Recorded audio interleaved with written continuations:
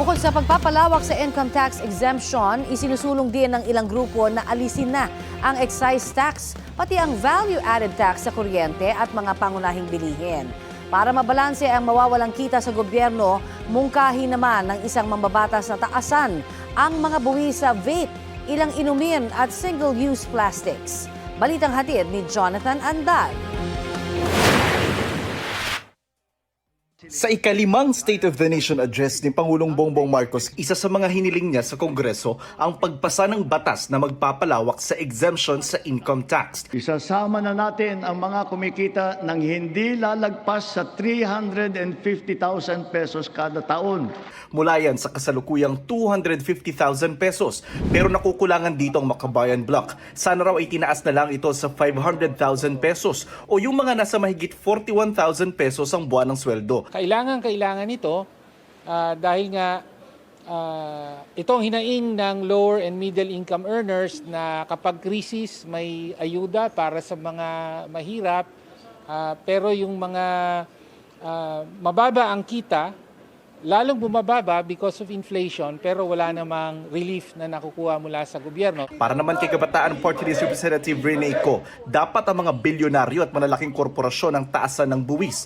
Dapat din daw tanggalin ang excise tax at VAT sa mga pangunahing bilihin. Kasama dyan yung fuel, yung pagkain, yung iba't ibang bahagi nito, etc. Yun po ang nagpapahirap sa mga Pilipino. Para naman sa Trade Union Congress of the Philippines o TUCP, dapat exempted na sa tax sa mga kumikita ng hindi higit sa 50,000 piso kada buwan o 600,000 piso kada taon. Ibasura na rin nila ang 12% VAT sa kuryente at magpatupad ng 200 peso daily minimum wage increase. Pero ang pagbabawas ng buwis may kakibat na nababawas sa revenue o kita ng gobyerno na ginagamit sa iba't ibang proyekto. Saan kukunin ng gobyerno ang pantapat?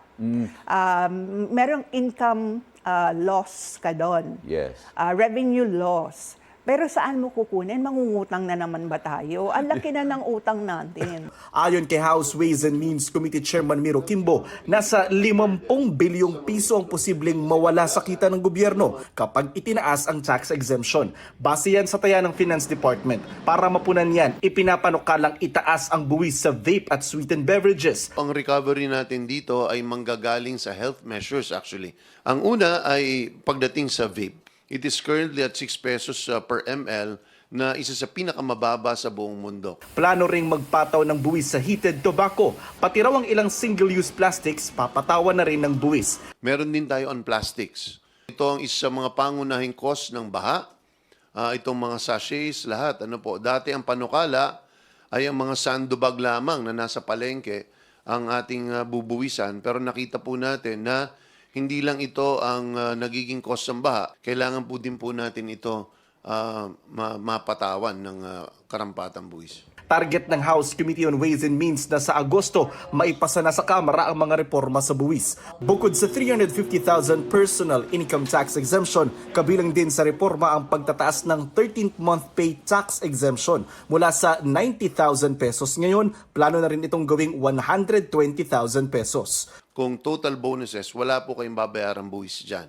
So kung ano man pong sosobra dyan, ina-add together yan at hinahanap kung nasa ang bracket kayo. If all of that, hindi ka pa rin kayo lalagpas ng 350, you are going to be exempt entirely. Jonathan Andal, nagbabalita para sa GMA News.